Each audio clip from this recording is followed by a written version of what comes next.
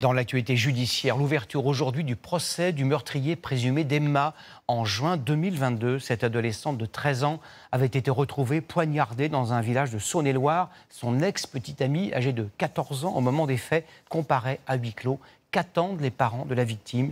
Ils se sont confiés à Julien Crescent, Irvine Blonze et Grégory Martin. Tous les jours, elle nous manque de toute façon. Tous les jours. En fait, tout est anéanti, quoi.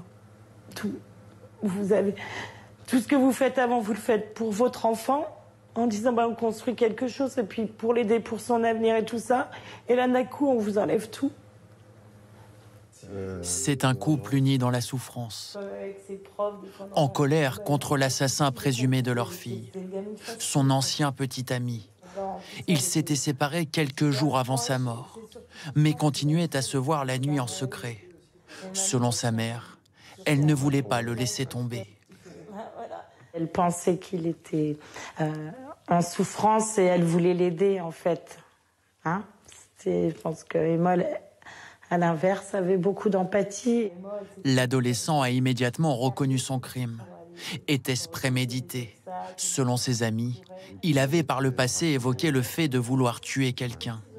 Les parents d'Emma en sont persuadés. Leur fille est tombée dans un piège.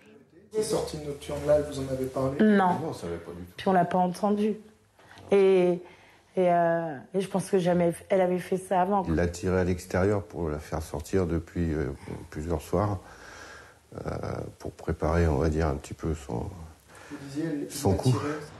L'expertise psychiatrique de l'adolescent a conclu à une altération importante du discernement.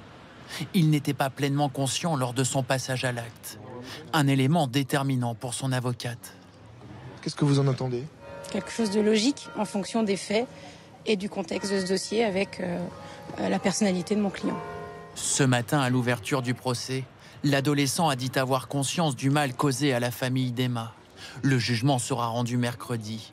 Il encourt une peine de 20 ans d'emprisonnement.